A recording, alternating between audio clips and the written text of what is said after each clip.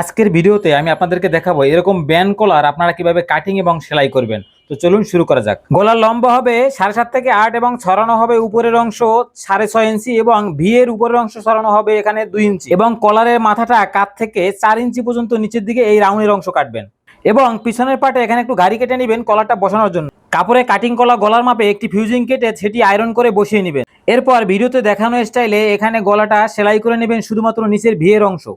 V এর সেলাইটা দেওয়ার পরে গলার যে চারপাশে অংশ আছে সেটা হ্যাম করে নিবেন। তবে আপনি চাইলে গলাটা বসানোর আগেও এই অংশগুলো হ্যাম করে নিতে পারেন।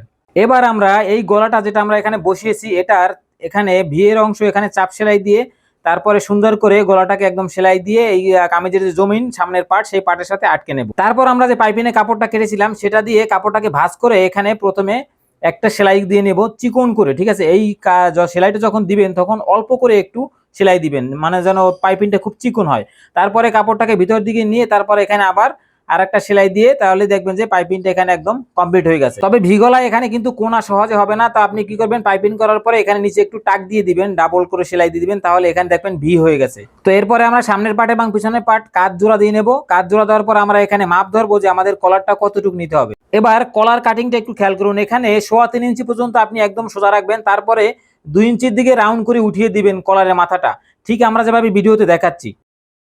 এবং লম্বা আপনি গলার মাপ ধরে নেবেন, যতটুকু লম্বা কলার হবে ততটুকু লম্বা কেটে এখানে ঠিক আমি যে মেজারমেন্টে দেখাচ্ছি এই মেজারমেন্টে কলারটা কেটে নেবেন। এবার এটা আপনি চাইলে বক্রুমে বসাতে পারেন অথবা পেস্টিংয়ে বসাতে পারেন। পেস্টিংয়ে বসালে আয়রন দিয়ে পেস্টিংটা বসিয়ে নেবেন, তারপরে কলারটা এক মাথায় এভাবে হ্যাম করে নেবেন।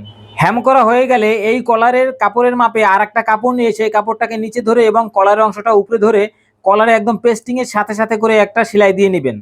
আপনারা যদি ভিডিওটা একটু মনোযোগ সহকারে লক্ষ্য করেন তাহলেই কিন্তু সম্পূর্ণ সেলাইয়ের মেজারমেন্টটা কিন্তু আপনারা বুঝে ফেলবেন। এবার কলার বানানো হয়ে গেলে দেখেন কলারটা কিভাবে লাগাবেন। কলারটা কিন্তু উল্টো পাশে লাগাতে হবে, উল্টো পাশে সেলাই দিতে হবে। উল্টো পাশ থেকে আমরা সিধা পাশে নিয়ে আসবো এটাকে ঘুরিয়ে।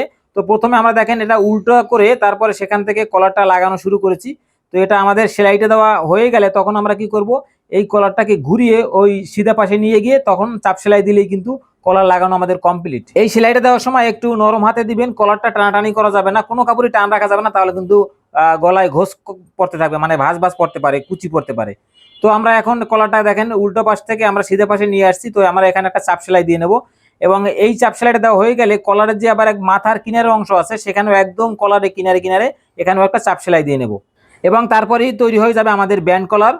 তো আমরা এতক্ষণ বক বক করার পরে আমরা এটা তৈরি করেছি। আশা করি ভিডিওটি আপনাদের ভালো লেগেছে। ভালো লাগলে আমাদের এই পেজটি ফলো করতে ভুলবেন না এবং যারা ইউটিউব থেকে দেখছেন আমাদের এই চ্যানেলটি সাবস্ক্রাইব করবেন, আর যারা টিকটক থেকে দেখছেন তারা আমাদের আইডিটি ফলো দিবেন। ধন্যবাদ, ভালো থাকবেন।